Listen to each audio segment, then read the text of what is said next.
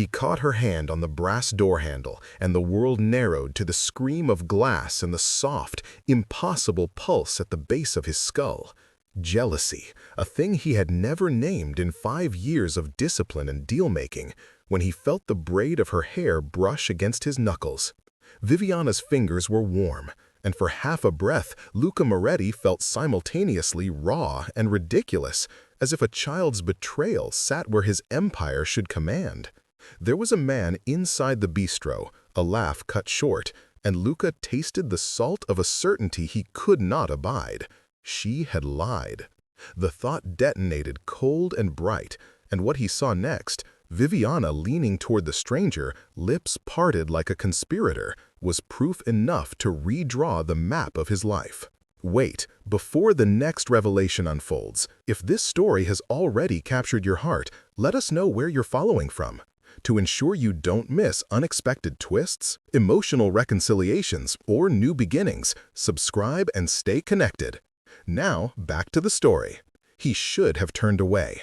He had turned away from people before, sons, rivals, lovers, when they proved liabilities or distractions. But Luca Moretti did not move like other men. He followed. He moved in the slick black of his sedan, tracing routes that doubled like a chessboard, mapping the city in notches of patience.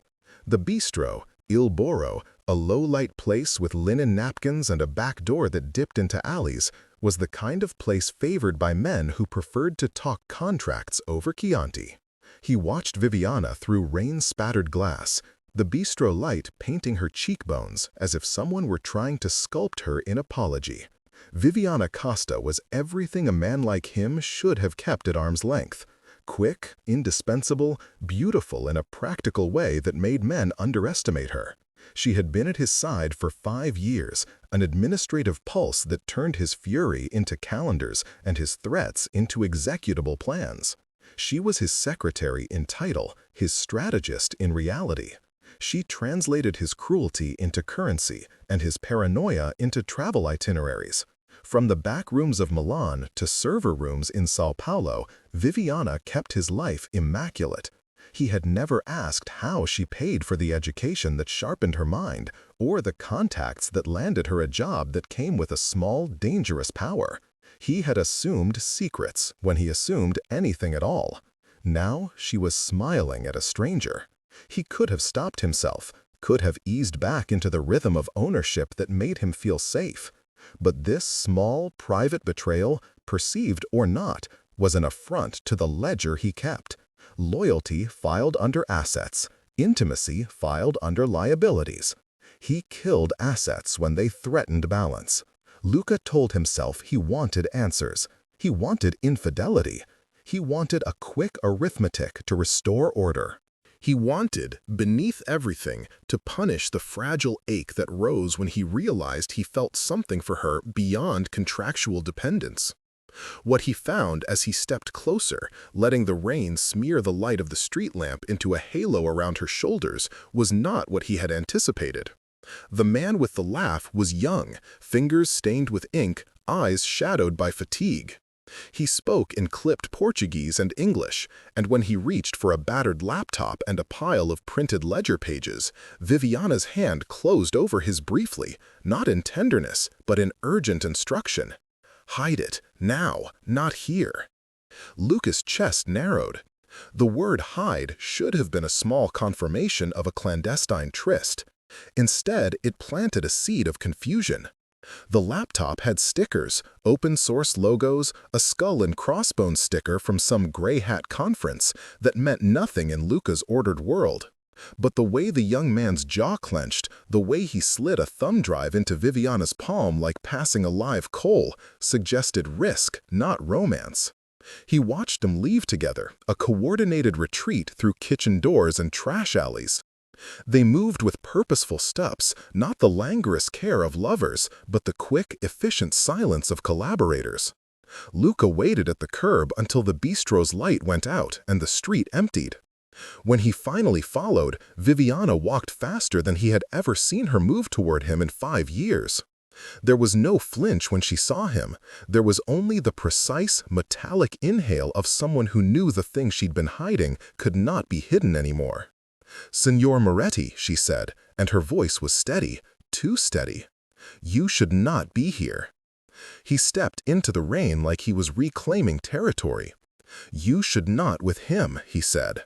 There was accusation in his tone, but also something else, frayed, unfamiliar. The hope that she would deny it, that she would look amused and tell a joke and rehash some clever nothing that would let him swallow the doubt. Viviana's face did not melt into lie. She looked at him as if measuring the exact number of words it would preserve the lives around her. "He is not who you think," she said, "and I am not what you think either." In office light 3 days earlier, she had been the sovereign of his calendar, moving his world in ordered increments. In the rain that night, she was a woman who had pretended to be small in front of him for survival. "Then tell me," Luca demanded, "who is he?" "A penetration tester," she said. The words tasted like contrition. "Hired to test the company networks. He is here because—" her gaze flicked to the alley and then back, to the man whose laptop had been a talisman. "Because someone is stealing from you." Stealing. The word cleaved through the shell of his control. Money siphoned from offshore accounts, funds misdirected under the names of shell companies. Luca knew the sting of theft as a personal affront, perhaps the only thing he did not plan for. Viviana's explanation read like damage control, a neat frame to protect her from a man's wrath. And yet, against his instinct to smother any sign of deception, a stranger unevenness took root. He noticed the lines around her mouth, the way she held herself like someone who had slept with a weapon in reach. "Why hide in a bistro?" he asked. "Why use him like a rendezvous?" "Because you are watched," she said. "Because the safe channels—" She stopped.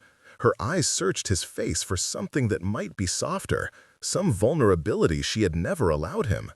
"Because I couldn't risk the line being traced back to you." The admission lodged in him like a splinter, and then, far more dangerous, like a seed. If she had lied, she had done it to protect him. If she had risked being seen by him in that way, perhaps she had meant to be found. Perhaps some instinct of protection had pushed her into the light to invite his jealousy and turn it into fuel for a different engine, a warning bell to an enemy. He thought of the photographs that had started circulating last month, a shadowed image of a man with Luca's features crossing a hotel threshold, an anonymous email that accused him of cozying up to the sister of a rival capo. He thought of the blackmail attempts disguised as infidelity accusations, dirt sent to board members and bankers to erode trust. He had every reason to suspect a mole. He had every reason to kill. "Show me," he demanded. In his voice was command, but also a tremor. Not of fear, of something worse, the ache of not knowing what she would say next. Viviana did not lead him to the bistro. She led him to a gutted office 2 floors beneath his own suite, a room he had never authorized, but which she had kept clean and ready like a surgeon's tray. The lights were harsh, fluorescent, buzzing with an electric restlessness. The young man with ink-stained fingers sat at a folding table, the laptop open to lines of code scrolling like rainfall. He did not look up when Luca entered. His attention was pinned to a string of IP addresses and a map of packet flows that any layman would find indecipherable. Viviana closed the door and for the first time let something like relief wash over her when the lock clicked. "This is Marek," she said. "He found the pattern. Someone is siphoning funds through a dead man's LLC in Lisbon, then washing it through a crypto exchange that our auditors flagged as clean. Marek traced the transfer to—" she swallowed, "to a consigliere." The word hit Luca like a fist. His consigliere, Alessandro, was a man whose loyalty had been proven in wars and deals, whose gray hair and cigar smoke were as familiar as the executive contracts Alessandro drafted in near-perfect Latin and steel. If Alessandro was a traitor, the architecture of Luca's world, friendship, business, survival, was at risk. A mole at that altitude meant someone knew his habits, his safe houses, his vulnerabilities. It meant exposure. "Show me," he demanded. In his voice was command, but also a tremor, not of fear, of something worse, the ache of not knowing what she would say next. Viviana did not lead him to the bistro.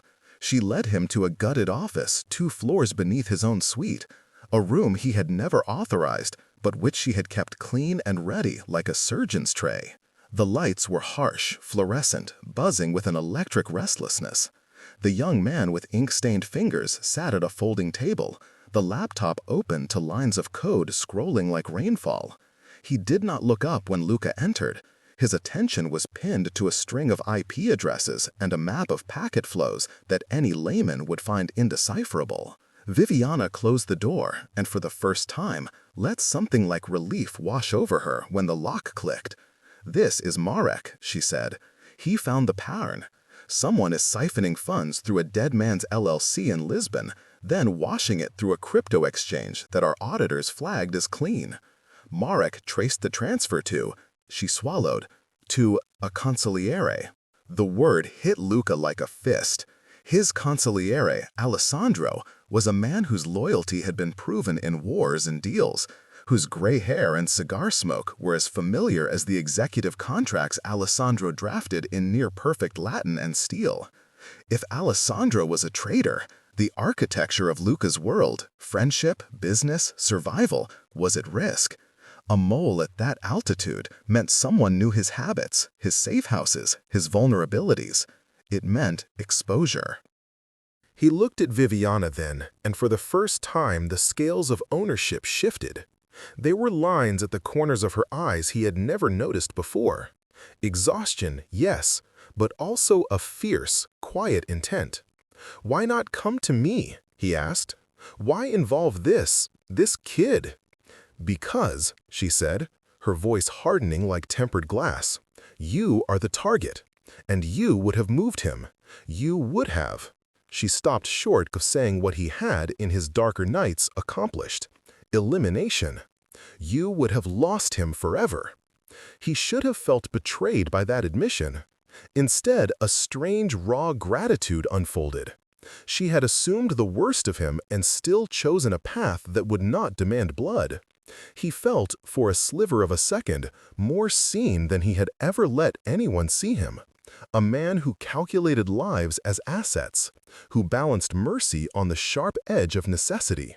Viviana had chosen differently. "Do you understand the risk?" he asked. She nodded. "I took the risk before you even noticed it existed." That evening, the office hummed with small betrayals. A coffee stain on a legal pad that was not coffee. An unregistered burner phone tucked under a potted plant. A spreadsheet with a column of missing zeros. The evidence Marek produced was clinical. Timestamps, packet captures, a trail that blinked like a dying firefly across servers in 3 countries. Each breadcrumb affirmed Viviana's assertion and widened the canyon of his relief and his fury. He wanted to punish her for the deception he had believed. He wanted to punish himself for feeling betrayed by someone who had been protecting him. "Why didn't you tell me?" he said finally, not as a wound, but as a warning. "I did not trust that telling you would keep you alive," she said, and the room shrank with the honesty of it. "You think elimination is the only language you can understand. I cannot let that be the dialect that closes the book. I need time to find the source. I need him to be alive until I can prove the channel." It was hubris and humility braided together, a strategy born of the slums and sharpened by the corridors of power. Viviana had grown up with her back against concrete walls that taught her to barter secrets like bread. She had seen killing as a blunt instrument that took lives and created legacies of retaliation. She had chosen subterfuge because she had learned its grammar in a world where survival depended on who could lie the least and move the fastest. Luca wanted to admit that her choice had been right, but he also wanted to remind her whose world she protected. "You risked your life for mine," he said. "You know what that costs." "I know what it costs," she whispered, "and I have a ledger for that too." The words unsettled him. Viviana had always balanced books, ledgers of schedules, of expenses, of favors called in and favors repaid.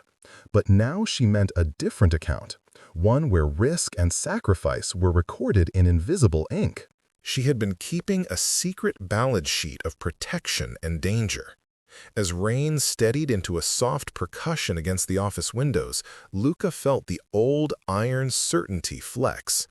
He had built his empire on the belief that intimacy was a liability, yet there she stood, small, defiant, and present, and he could not reconcile the heat that rose at the sight of her. He had watched Viviana for years with the kind of attention that cataloged efficiency, never tenderness. Now, for the first time, he cataloged a different currency, the raw, insistent fact that someone he had allowed so close had chosen his life over her freedom. He closed the gap between them then, not with force, but with question. And if I cannot trust you, Viviana, if this is a ruse, what then? She held his gaze like a dare and said simply, "Then kill me. But no, before you do, who ordered the first transfer? Know who benefits from you dead." The line she drew was not one of submission, but of truth. She offered him his worst case and his only hope. In that moment, Luca understood that the world he had mastered with contracts and fear had shifted under his feet. The problem was no longer only the money leaked into the dark. It was the calculus of love, messy, unpredictable, lethal. Outside, the city breathed. Glass towers reflecting a city that never slept. Neon promising everything and nothing in the same heartbeat. Inside, beneath the fluorescent hum and the smell of brewed coffee gone cold, Viviana and Luca stood across a small, unremarkable table and agreed, silently and dangerously, to trust the same threat. The man who sat with a laptop and the mole who had taken a cut of Luca's world. Their alliance was not born of romance, yet something like it began to form. A tether woven of necessity, respect, and an unplanned vulnerability. The first dilemma closed around them like a hand. They could pursue the mole and risk unraveling the network that kept Luca alive. Or they could turn inward and excise what they'd found, burning bridges that might be needed later. The choice was cruelly simple: act and risk revelation, or wait and risk assassination. Viviana's next move would be to dig deeper, to thread herself into a digital underbelly that Luca had ordered eradicated years ago. And he, who had spent a lifetime demanding perfect obedience, would have to let her lead into danger. That thought made his chest ache with a strange, unfamiliar fear. Fear not of losing a kingdom, but of losing the person who had learned how to protect him from it. For a long hour after they sealed the fragile pact in that fluorescent-lit room, Luca did what he always did when an unknown threatened his control. He assembled resources. He ordered surveillance on Alessandro, not blunt wiretaps, those were dangerous and obvious, but soft, surgical observations. Receipts, travel logs, a discreet tale on a driver, the kind of intelligence that read like a ledger and refused to lie. He planted silence in the hallways of his empire and listened for the scrape of anyone stepping out of line. At night, he lay awake in his suite and cataloged every person who had ever owed him blood or favor. He counted debts as if they were the only currency capable of buying him peace. Viviana moved in the opposite direction, not by denying the danger, but by stepping into it. She taught Marek to shut his breath when he moved through a room. She taught him the small habits of survival that money could not buy, where to leave a burner and how to kill a trace faster than a man could follow it.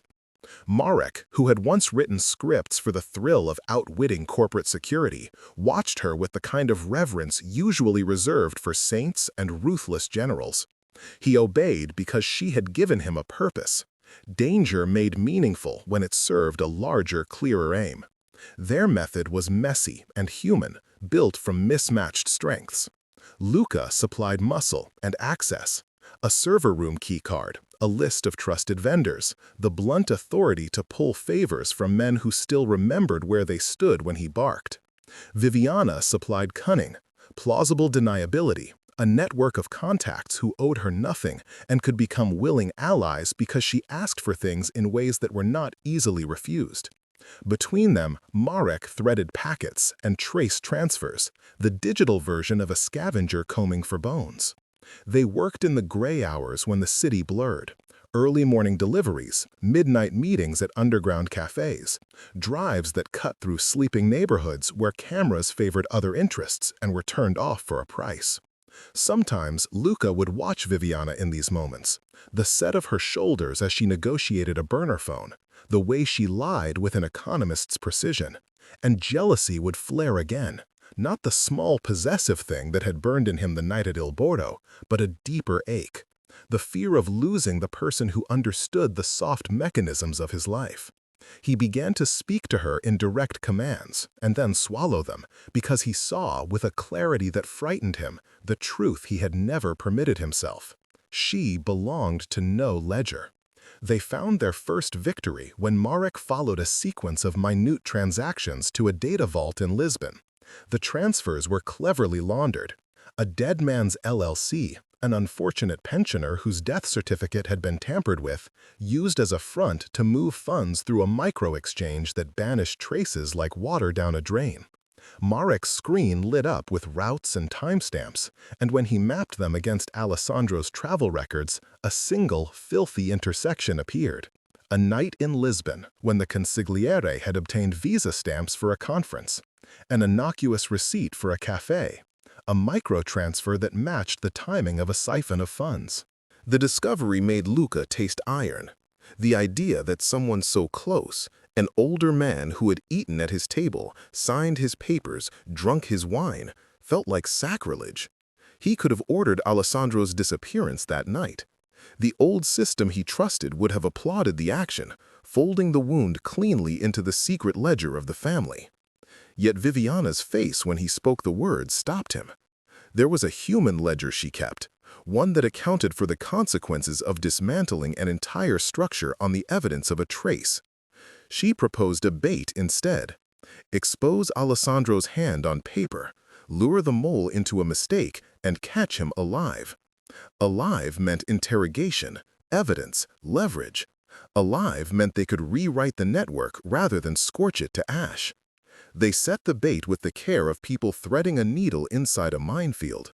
Marek crafted a phantom transaction, a fabricated pocket of funds made to look like the kind of payment the mole favored. Luca authorized the move with a signature that would not immediately raise eyebrows, old trusts and standard operational code. Viviana fed the bait into the right channels, whispered to contacts who owed her meals and cigarettes, and watched the web respond. For 3 days, nothing happened. Silence tightened into a pressure that made Luca pace. Then the mole made a misstep. A small confirmation, too quick, too eager, pinged on a server Marek was watching. It was the kind of digital itch that fretted at a scab. Someone checking a ledger they were not supposed to, a user agent registering in a time zone they shouldn't be in. The trap had been sprung. They followed the trail to a safe house outside Naples, a modest villa with a gardener who kept his afternoons long and his eyes very quiet. Luca sent a team, lean, discreet men who walked like shadows and spoke like steel. Viviana insisted on joining them. She could have stayed in the van with Marek. The rational choice would have been to protect the hacker who had risked more than his career. But Viviana had, for years, borne the risk of being where she needed to be. She wanted to be the one to see the result of her work, to witness the consequences of her deception. At the villa, men moved with the choreographed silence of people who had practiced violence for the sake of economy. Luca's team breached the back gate, and a dog barked, a sound that revealed a human presence. They found the consigliere in the study, a cigarette half-smoked in his hand, surprise settling into disbelief like an old friend. Alessandro looked at Luca and the rest as if the world had turned its face to insult him. He did not beg, he did not cry. He only said, slowly, "So, you found me?" He placed a card on the table between them, not a confession, but an invitation to negotiate. Snippets of recorded calls, bank account numbers, a name in a corner of a ledger that belonged to someone Lucas' people had thought dead. The room grew small with ancient wood smoke and the smell of olive oil in a country far from the towers of Milan. Alessandro's eyes met Lucas, and for an infinitesimal second, Lucas saw something he had never allowed himself to see in the man: terror. Not for himself, for the system. For what would come if this strand pulled and the whole tapestry unraveled? Viviana wanted to storm the room with fury and answers, but Marek's whisper in her ear stopped her. He's baiting. There are cameras. Someone watched the transfer trail to make it look like Alessandro. Her heart punched a rhythm like knives. The safety of the trap had become precarious. They had been moved into a corner where being alive carried the cost of exposure. Alessandro was taken without spectacle, driven through empty roads, cuffed with the dignity of a man who knew his crime would not be explained. The interrogation that followed was blunt, edged with threats Luca himself had learned to employ with effortless cruelty. Under the harsh light, in the hum of a basement room, Alessandro's voice broke. He admitted to facilitating some transfers. He denied orchestrating the assassination plot.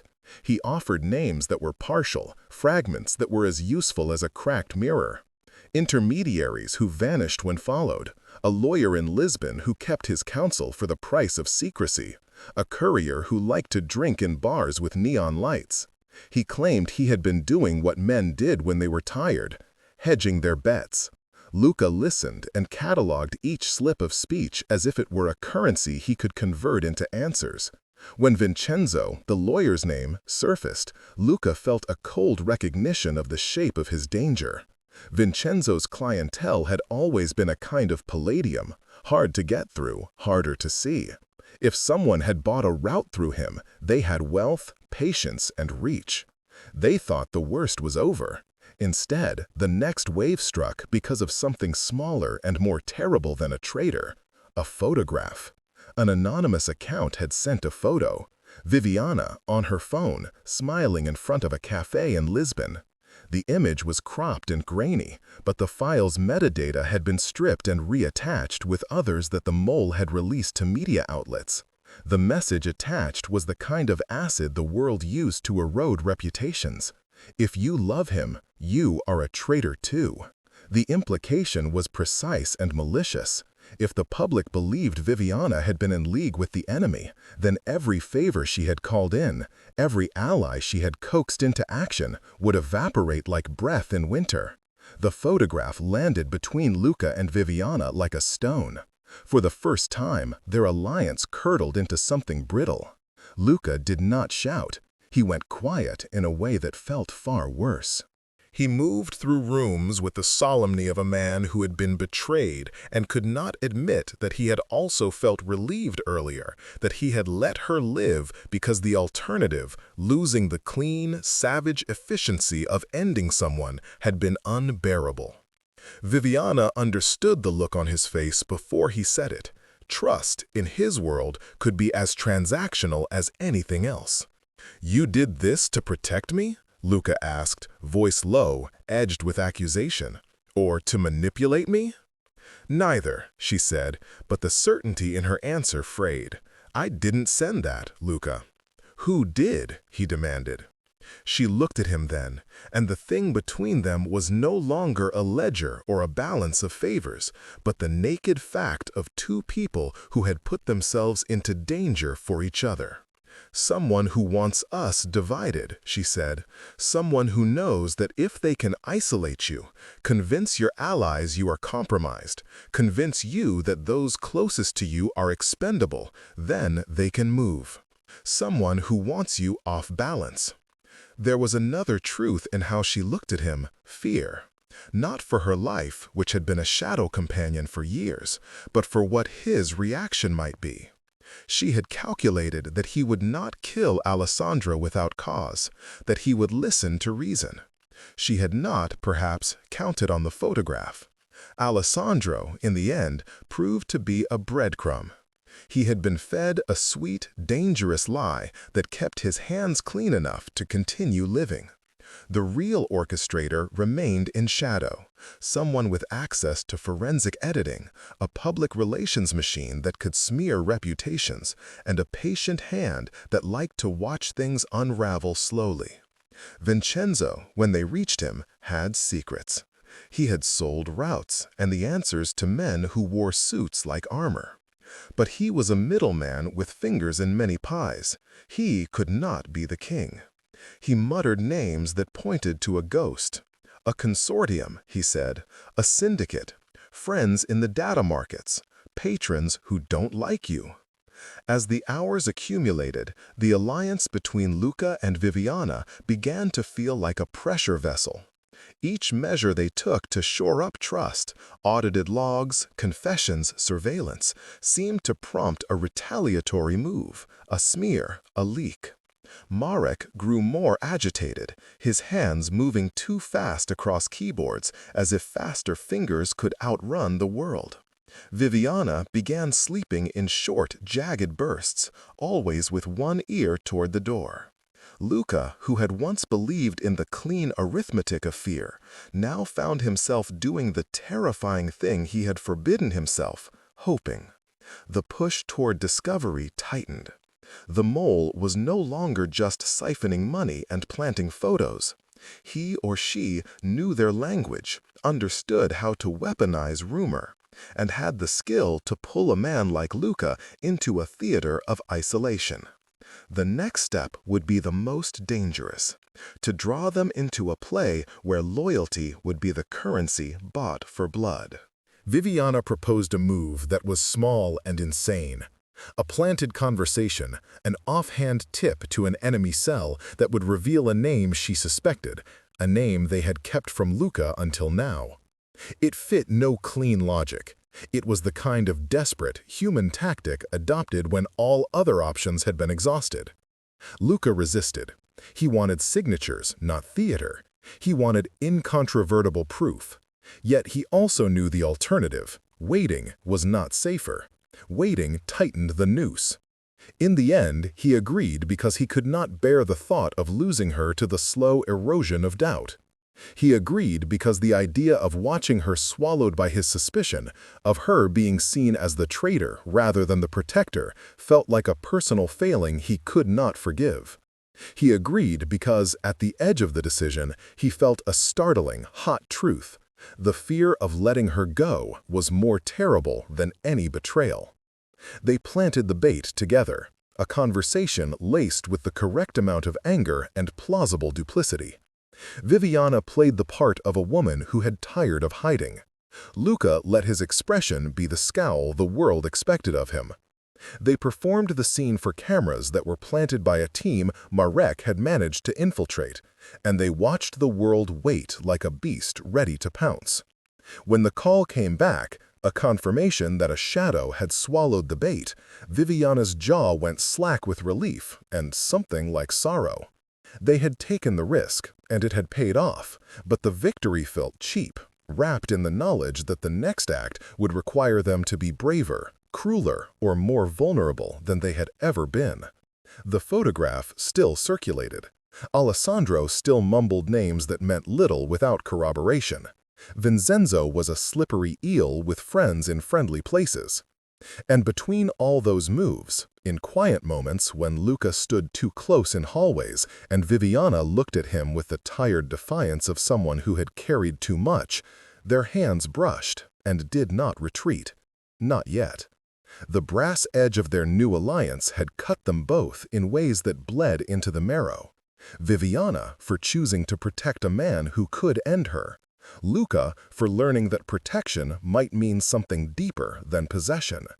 The dilemma blossomed. Strike now and risk exposing the entire network, and perhaps Viviana herself, or wait and allow the unseen enemy to tighten the rope until it choked them both. The air between them thrummed with possibility and threat. They had no map for the terrain ahead, only a shared heartbeat and the reckless certainty that whatever they chose next, they would choose it together. They thought the photograph would be the worst of it. They were wrong. Within 48 hours, the image had metastasized into a dossier. An anonymous account stitched it together with bank confirmation screenshots, a doctored phone log, a recording that claimed Viviana had arranged the Lisbon transfers. The files were packaged with a kind of surgical malice. The same hands that had poured through Luca's ledgers now composed a narrative designed to isolate him, to make his own empire recoil. Board members muttered. Loyalists who once slept with a pistol under their pillows started thinking like shareholders. Rumors behaved like contagions, and they were ruthless. Luca paced the suite with the relentless focus of a man assembling velocity into consequence. He gave orders like a weather system, precise, inevitable. He instructed quiet men to sweep feeds, hired forensics to peel back layers of edits, called in favors that meant men in suits took a different train home. He watched Viviana as if her face might be read like a ledger, entries for loyalty, debits of deceit. Each time she answered a question without flinching, he felt something inside him shift toward ruin. "You lied to me again," he said one night, the words little more than a cold hand across a small, intimate wound. She looked as if she had once been carved from something harder and more constant. "I lied to keep you breathing," she replied. "I lied to keep them from thinking they could buy you." He wanted the clarity of punishment. He wanted to erase the confusing tenderness with a ledger entry that said, "Betrayal, terminate." He wanted to be the kind of man who acted quickly and decisively. Instead, he asked a different question, the stupid, dangerous kind. "Who do you work for, Viviana? Who is the prosecutor? Who is the man you've been meeting?"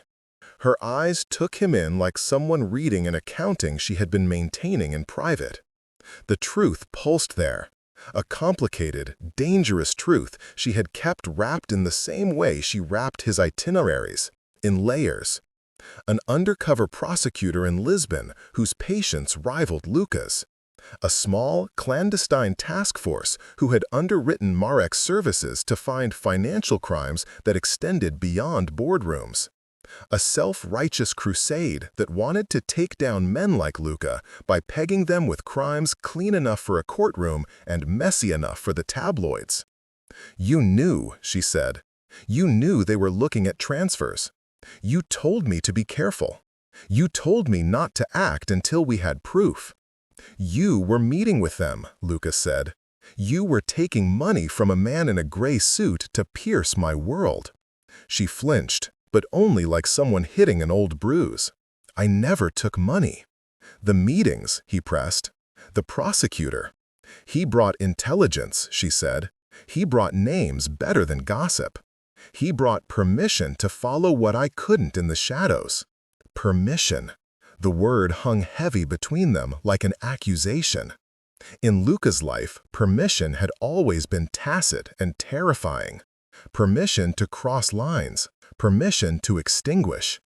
To hear that she had sought permission elsewhere suggested a betrayal he could not catalog, because it felt less like treachery than a confession of defeat. She had admitted he was vulnerable in places even he did not know. She had let outsiders touch the scaffolding of his life. "Why wouldn't you tell me?" Luca demanded. "Why would you go behind my back to consult a prosecutor?" "Because if I told you that there might be a real legal apparatus, someone who could build a case beyond our codes, you would have executed the man who could help us," she replied. "You would have killed the only avenue that might give us proof that sticks. I did it because I thought it was the only way to keep you alive." Her answer should have pushed him toward gratitude, but instead it opened a fracture so sharp it bled into everything else. To Luca it sounded like betrayal, not the romantic treason had feared in the bistro, but a political mutiny. A subordinate had circumvented his chain of command, elected a procedure he had not authorized, and involved the law in a world that existed because it skirted legality. The rules of his domain did not permit the infiltration of government players. The rules permitted contingency, not collaboration. "You put our entire operation at risk," he said, each word a stone thrown at a window. "You invited prosecutors into my house." "I invited someone to help me find out who wants you dead," she answered. "There are forces inside your own walls who are laundering your money and cutting your legs out from under you. Legal pressure buys you something else, time and evidence. Her voice broke. I thought you would understand."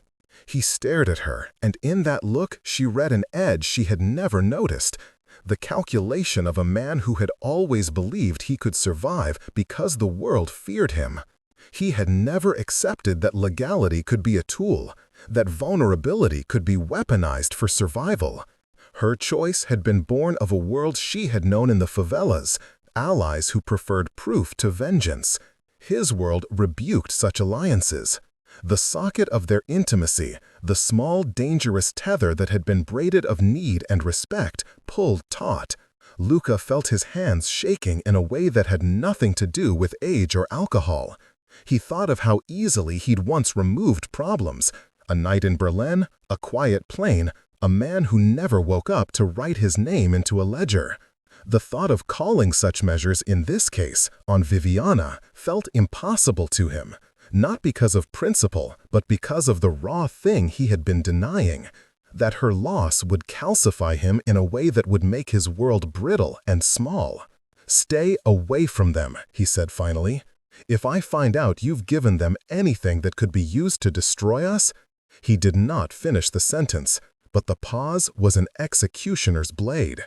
She looked at him then, not as a subordinate, not as a woman pleading for her life, but like a mirror with a crack that still reflected something true.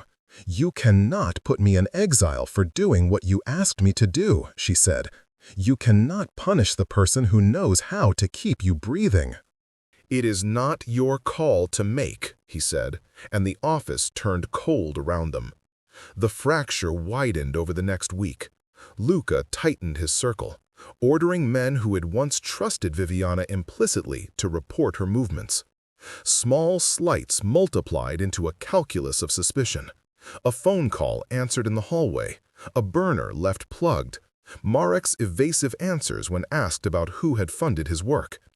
Viviana moved with the thin, taut focus of someone aware that trust, once broken, becomes currency used against you. She continued to work, but Luca began to see the cracks in the facade. Favors she called in received only half-hearted compliance. Men she had used to get information now hesitated, their loyalty split by fear and the possibility of being burned for siding with a woman the boss no longer trusted. Then the prosecutor's name leaked. A newsfeed, one of the seedy outlets paid to whisper at the fringes of power, ran a story about an investigation into Luca Moretti's networks. It mentioned, coyly, cooperation with an unnamed official in Lisbon. The piece implied a potential informant. The gossip churned like a storm cell. For a man like Luca, gossip was a contagion. For Viviana, it felt like a blade flicked too close to a vein. "Who was it?" he demanded, in a voice that wanted to shred the walls. "I told him only what was necessary," she said. "The prosecutor, Camila Duarte, has been careful. She has a team that can trace edited files back to their origins. She can subpoena digital caches. If we go to her with what Marek found, we can force the trail to reveal who is behind the smear campaign. But she is a slow, legal woman. She cannot move the way I move." "You trusted her," Luca said. "You trusted a woman wearing a badge more than your own consigliere." "I trusted the method," Viviana answered. "I trusted evidence. I trusted a chance to catch them alive." Her words should have redeemed her. Instead, they made Luca taste betrayal in a new register. She had elevated process above person. He felt like a man made redundant by the one he'd protected for years. Whether or not she had intended to hurt him, the action of seeking legal aid had rendered him vulnerable in a way he did not know how to mend. Then came the tape. An edited video surfaced. low quality, grainy, of Viviana meeting Camilla in a Lisbon cafe. Their interaction was innocuous. A folder passed across a table, a handshake. The footage was captioned with insinuation, and the world took it and fed it into thirsty mouths. Luca watched the pixels move on a screen and felt his stomach drop as if someone had stolen oxygen from the room. He had seen her meet adversaries, bribers, lovers, but he had never seen her meet an agent of the law in public. It felt like humiliation, the exposure of a secret favor to a world that would weaponize it into betrayal. He walked straight to her office and found her there, papers strewn around, Marek asleep in a chair with his head lolling against a monitor. The room smelled of cheap coffee and determination.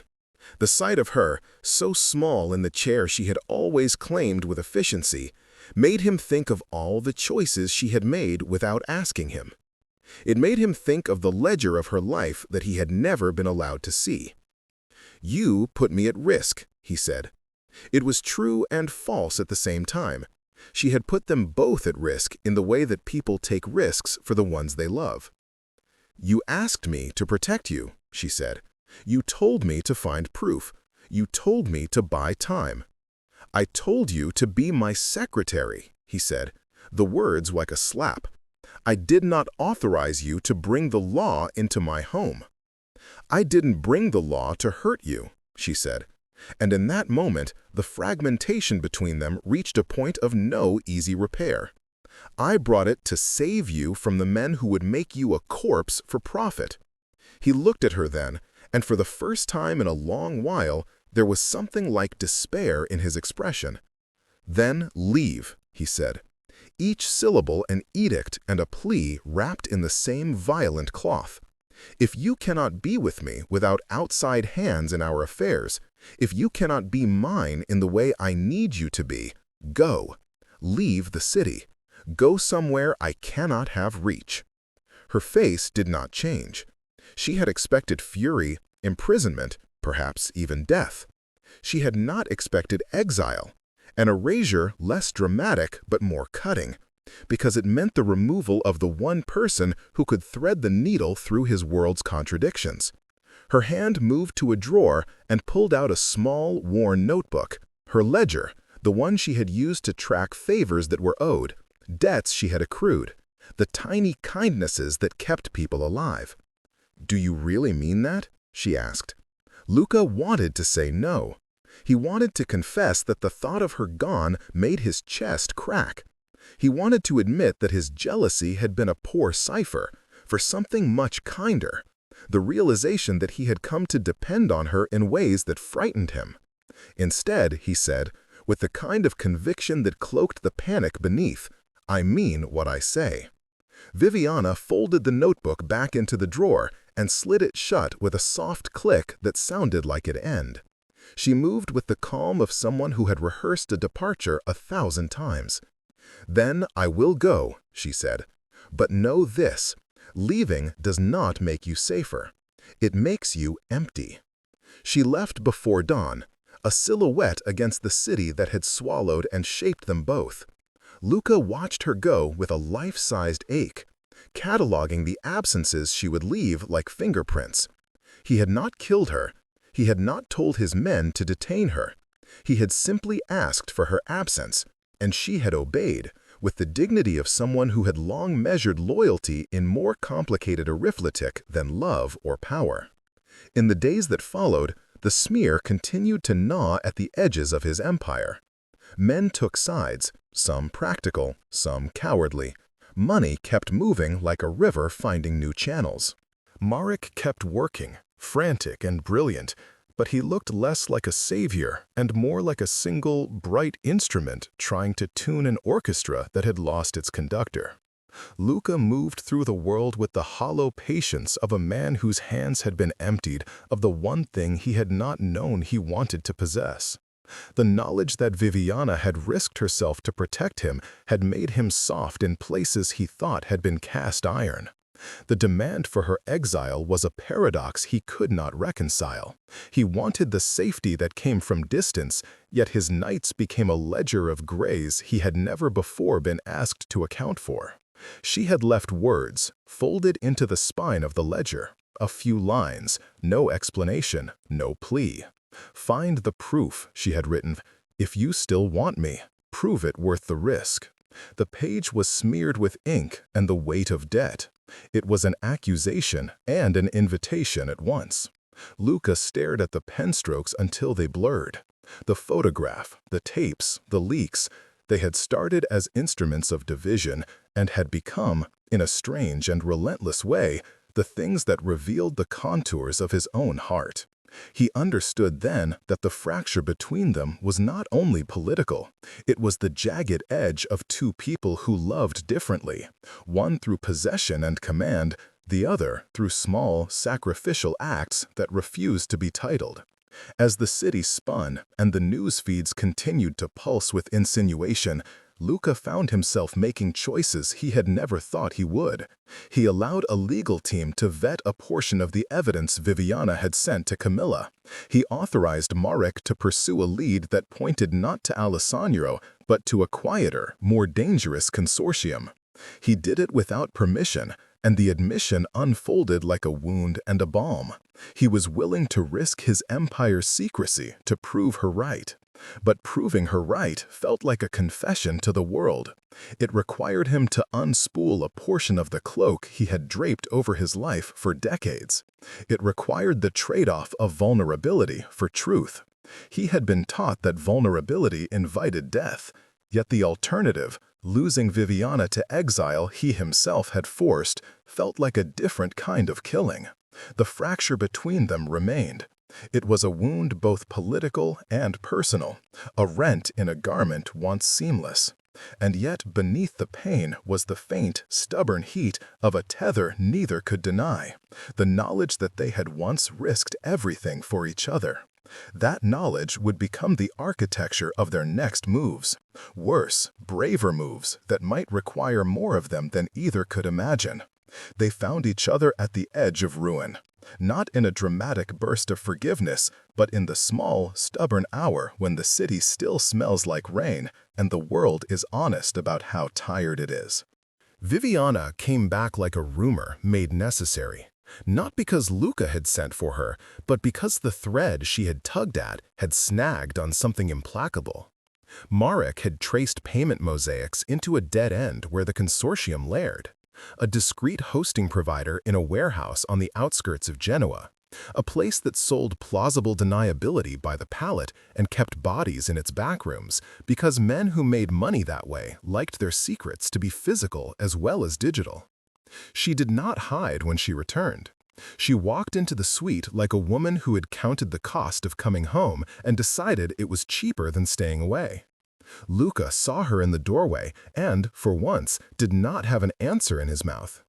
He had practiced punishments. He had never rehearsed the relief of seeing someone return because danger had made them necessary rather than expendable. The rage he had spent like currency these last weeks was gone, replaced by a raw, awkward gratitude. "We don't have time for apologies," she said, voice clipped as a surgical cut. "We have time for precision." Her plan was stark and dangerous, stripped of theatricality. Marek would push a worm into the consortium's exchange servers, a surgical whisper that would make them believe a clean, anonymous payoff was incoming. Viviana would be the lure. She would present herself as the intermediary who could arrange the transaction, a familiar face to the people who thought they were buying leverage. Luca would provide bodies and, more dangerously, the willingness to expose an asset of his own, his name in a ledger, public enough to be noticed, opaque enough to bait the right hands. "You're going to be the target," Luca said. The sentence hung like a confession. "You will be the thing they try to use to bring me down." "I will be the one they think they can use," she corrected, "but this time we want them to feel confident. Confidence makes men careless." He wanted to argue, to hide her, to do what he'd always done, remove risk like a surgeon cuts rot. Instead, he found himself offering the only currency Viviana had always wanted from him: equality in consequence. "We do this together," he said. "No more secrets." She watched him, the corner of her mouth softening in a way that undone him more thoroughly than any fight. "No more secrets," she agreed. The operation moved like a machine wound to a dangerous precision. Marek, pale and brilliant, placed the worm in a packet disguised as a standard escrow request. Viviana, with her ledger of favors and a face the consortium recognized from the Lisbon tapes, walked into the trap. Luca sent 4 men, lean, silent, who would watch the perimeter and, if necessary, break the room into evidence rather than bodies. The warehouse was longer than it should have been, full of server racks and the smell of recycled air. Cameras broke the light into shards. Men in expensive sneakers and poor consciences lounged by racks as if they owned the electrons coursing through them. Viviana moved like a woman carrying a check that could sink a bank. She handed over a drive wrapped in encryption, a prop for the men who wanted to believe they were finally holding the keys to untouchable money. It was an ugly ballet. A man glove-slipped the drive into a reader and smiled at Viviana like he had swallowed a fortune. The smile stayed on his face because Marek's worm was gracious. It made the files appear to be a clean transfer confirmation, and at the same time pinged a back door that screamed for attention in the consortium's own logs. It gave them what they wanted, and it planted the proof Luca needed. But proof requires witnesses, and the men who ran that warehouse were patient predators. Some of them had been paid to think themselves untouchable. Some had contingency plans that included knives and back alleys. The leader of the group, the kind of man who smelled of cologne and postponed violence, stroked his chin and, smiling broad, decided to test the authenticity of the bait. He told Viviana to stay while his men traced the route of the money in person. He wanted verification beyond pixels. Luca felt the room tilt in his chest. He could have waited in the van with the men and called an extraction when the signal blinked. But the thing Viviana had taught him in the last tortured month was that safety sometimes required exposure, letting the world see you vulnerable to prove you would not let it break you. He stepped forward into the light and told his men not to move. "Don't be a fool," Marek hissed. "We have the evidence. Pull out." Luca looked at Viviana. She met his gaze without flinching. In that look he read all the hours she'd kept him breathing in the dark. He saw, suddenly, that the ledger of their lives had shifted. He could remove her from risk, or he could put himself where she had been so often, between danger and the fragile thing it sought to destroy. He chose to become a bargain. When the leader smiled and asked, almost politely, "Who are you to do this?" Luca answered with a truth he had hidden even from himself, the admission of attachment. "I am the cost," he said. The room went still as men registered the sacrifice in a man's voice. The leader laughed then, pleased by drama, and reached for a knife. In the same movement, one of Luca's men moved to intercept. A shot cracked like a broken oath. It was not aimed at Luca's chest, an ugly misfire, but it grazed his shoulder, tearing coat and skin. Pain bloomed white-hot along his ribs, and he tasted iron. The sound snapped the patience of the warehouse. Alarms began to wail like an animal awake with too many teeth. Viviana's world reduced to the single bright fact of him bleeding. She moved faster than planning allowed, a contradiction of grace and animal force. She shoved past men who would have held the knife and forced the leader's hand into the light, literal and judicial exposure. Her voice became a blade, her accusations a kind of legal thunder that Marek had fed into a live stream. "You have been laundering for the consortium. We have the transfers. Do you understand what happens to men who remove names from ledgers?" The leader faltered. The men who thought themselves untouchable glanced at cameras and at the sudden understanding that their logs were being seized live. Fear is a contagious commodity. It passes faster than courage. The knife slipped from one hand. The men pulled back. Luca, bleeding and furious and remarkably lucid, felt the world tilt back into a ledger that could be read. Outside, Marek and the others had already triggered a chain. Camila's team, activated through Viviana's earlier cooperation, moved in clean surgical waves. Prosecutors do not storm warehouses with self-righteous speeches. They bring subpoenas and armored cars and the kind of quiet that ends things. The consortium's edges began to be clipped. Men were detained. Servers were mirrored and taken as evidence. The photograph campaign faltered when the servers yielded the kind of raw logs that forensic teams cannot successfully edit into plausible lies. Luca tasted victory as something both sweet and terrible. His shoulder throbbed with a pain that felt like truth. Viviana refused his help to step back. Instead, she pulled him to a chair and tore at his jacket to stem the blood, her hands moving with a tenderness she had never allowed herself in his presence before. The urgency washed away.